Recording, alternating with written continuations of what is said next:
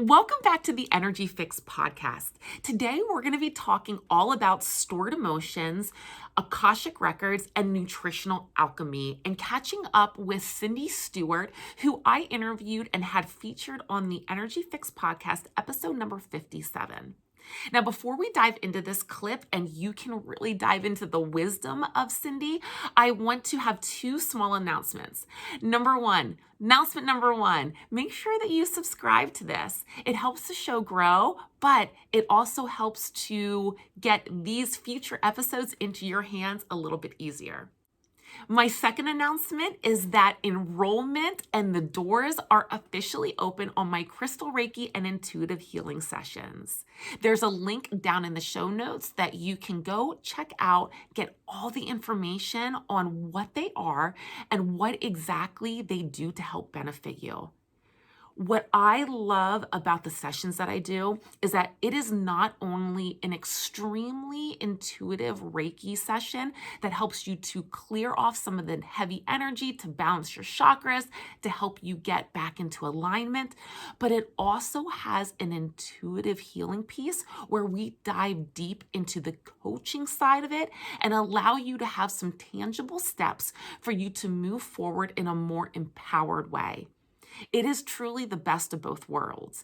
Energy healing modality with the coaching side of it that is going to help to balance you and give you a plan to work a little bit deeper that is right for you. Now, the big announcement with this, though, is that I have two freebies, and the freebies are only available if you sign up before February 23rd. The first freebie is a free guided grounding and self-confidence meditation. And the second one is a free 7 chakra video tutorial. So if either of those interest you, or if you feel like you just need more tangible pieces to help you understand how to balance yourself out to get into more of a calm state so that you can avoid burnout and you can feel like you are moving forward in a more powerful way, that's right for you. Definitely jump down into the notes. Head on over to the link. It's simply tansyrogers.com/crystal Reiki and learn more about these sessions because it is truly something that I don't think you can actually find anywhere else. It's something that I have been pulling together and doing it my way and finding great results out of it. So those are the big announcements that I wanted to start off before we dive into this session. All right, let's get into this clip. Here is Cyndi Stewart from the Energy Fix podcast, episode number 57. You can find the entire episode over on iTunes or Spotify or over on my website at tansyrogers.com. Let's dive in. Yes, it's all of it, and why it makes it to me so important to bring into these journeys because it is multidimensional the way we are multidimensional. So thinking about emotional eating and how I have put it together in my mind is, and as I'll start with again, there's many times a physiology response that's happening in the body. So I'm not saying for anyone to ignore that or skip over it, right? We know blood sugar can absolutely be a true trigger for emotional eating. So I always warn people, I'm not saying that's not real or truth for you, but then there's all these other pieces that interplay with it. And you want to be able to look at all of them. So many times when we feel emotional eating, kind of what you were saying, we're kind of like, oh, it was stressful, or it was something I ate yesterday, or something happened yesterday. And to me, it's that same kind of spiritual bypassing, right? We're doing anything to just really ignore what's really happening. So the first place I like to remind myself, because I go through this too, is what am I not feeling? Because we need to feel to heal. And I always start there first. What am I trying to disassociate from versus feel? And it doesn't matter. Everyone has stress every day. And it doesn't matter the 20 people I had conversations with in the last 24 hours. It absolutely could be any of those conversations, but what's really behind it, right? That I'm trying to just ignore what's the pattern for me. And I'll share it about myself because I always do, myself being in this space. And a lot of people make the joke about coming out of the spiritual closet, but being seen for me has been a big challenge. And then that has a whole blanket of things under it. It's like, why would I be scared to be seen? Well, is it because maybe just someone may think it's very odd what I'm saying? Sure, that's a small part of it. But to me, it's usually more deeper. It's usually something like am I enough? Like, right, do I know enough? Have I done enough? That's a big one for people. Or am I enough? Is my intuitive like super on today? Am I feeling super intuitive? Like start questioning very basic things about myself, these kind of patterns. Am I successful? All the basic things that are running in the background that I feel I work through, and then something happens and it's like poof, they come right back. What I have found to embrace with myself is what's so awesome about this journey, and having the tools now after doing this and now being able to share and teach with others.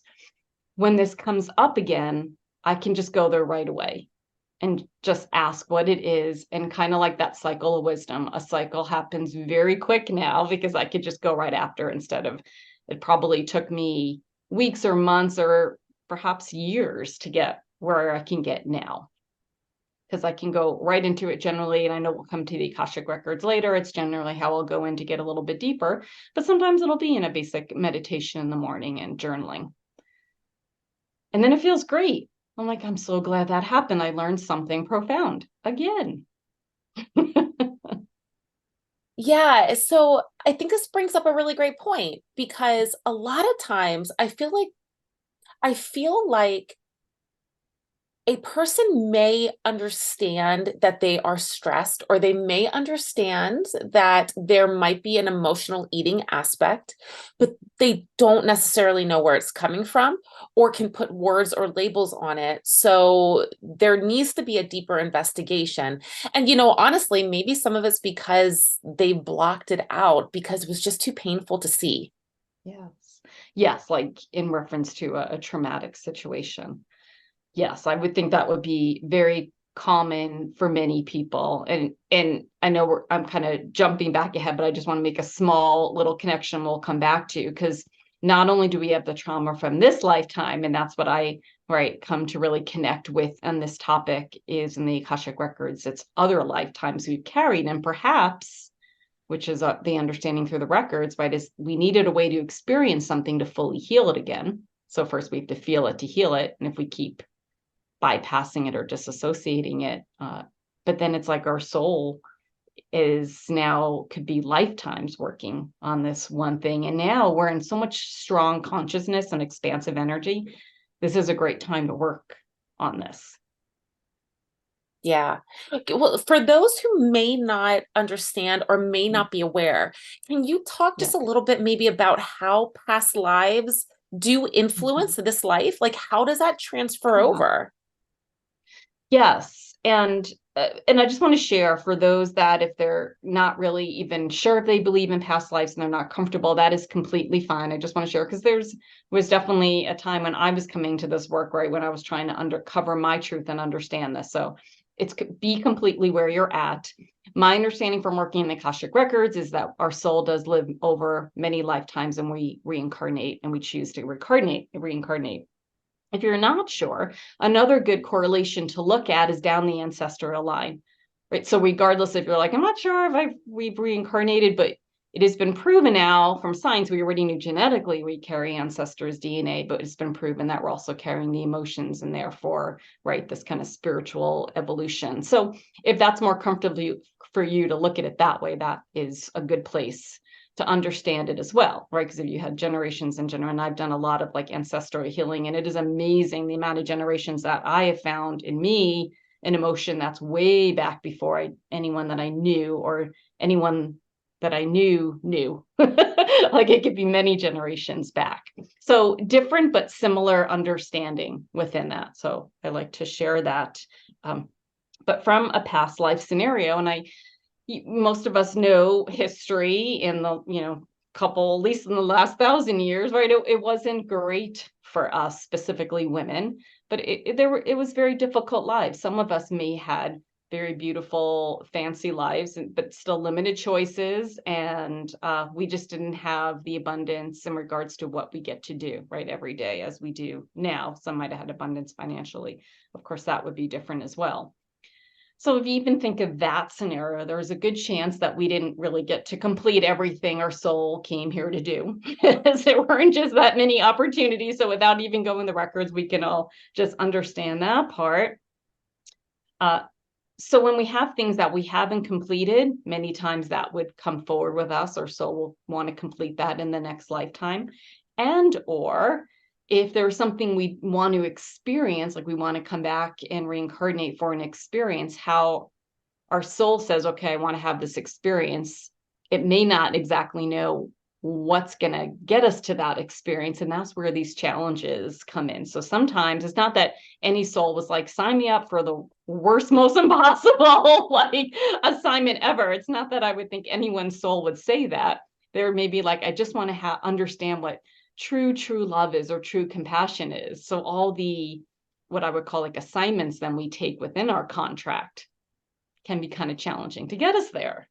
I know for myself, I remember the first time someone said to me, you need to open up your heart. And I was thinking, what do you mean? You know, I have my daughters, I have my husband, like my heart's wide open. And then through the years, decades, and I look back, I'm like, okay, I think I know what she was talking about. You just get so much deeper beyond. And I did have all that love back then. But each time, like I'm peeling back another layer, it's that understanding much more how we're all connected and being able to have love for people, even when you're like, I don't even know how I know this person, but I'm going to stay in this space of love and compassion because it's the right place to be. And that's a big jump from where I was a few decades ago. Yeah. Well, regardless if we're talking about past lives or ancestral lineage or, emotions that are tied, do you feel like this connection, these things that we carry over, may help to pop up food intolerances or struggle with intuitive eating or that disconnect to our body? Do you think that all plays a big factor? That's exactly, yes, what I've found in the records. And that kind of healing I have done more so from a soul journey's perspective. I've spent more time there for myself than down the ancestral line, though I've absolutely looked down there as well. And I found for myself when I first went in, and it took me a while to go there because I knew it was going to be a pretty challenging experience to have. And again, if we choose to incarnate as women, many times there's a good chance we would have some kind of similar story, just looking at our history, that women were almost, for lack of better words, owned by men, and they didn't have their own money and careers, so they couldn't just go out and take care of themselves. But one of the things, since I've come into this life, I've always had this interesting fear of dying alone. So it wasn't the fear of dying, it was the fear of dying alone. And I kind of knew that in the back of my head. And it was always like, I'm busy, I got things to do. I never really spent time understanding that. And this will all make sense when I explain what happened. So I was actually going into the records about this relationship, this challenge I have with food. And I have struggled my whole life with cravings. It felt like more overeating, unconditional eating than emotional to me, but there was probably some kind of emotional component, of course, in there. But I asked about this, why I'm in such a good place, and then something happens and I pulls me back. And they showed this lifetime to me, like laying by myself, like dying. And it was like so fascinating because I'm like, okay, well, there's the first thing I've been wondering about most of my life. So we saw that one. Doesn't mean it couldn't have been a few times, but at least help kind of understand where that one was coming from for me. But then I asked more questions about that. And it was a very challenging life where I was a female in that life, and I did have very little food, and men did take advantage of me. And it was something that I did make an agreement to, that I did not ever want to be in that scenario again, whatever that looked like for me in this lifetime. I wanted to have an abundance of food. That was something that I agreed to, that I would have in this lifetime. And I was more worried about that, or interested in that, than how it would impact me on a day-to-day life. And then coming back to that question, so that was one that I had to work through, and it still pops up and I have to work through.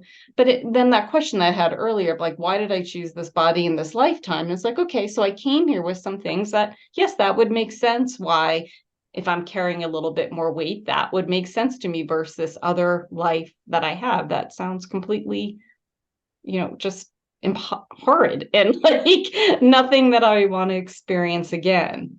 And there was a few other pieces that came up in that story, but it was very just peaceful to make that connection. And it sounds strange because something that's so horrible to see, because you feel it, you see it, to have to connect with, but then it gave me such peace for many reasons. Like my soul obviously has evolved from then, what it came here to do in this lifetime, what I'm able to do in this lifetime.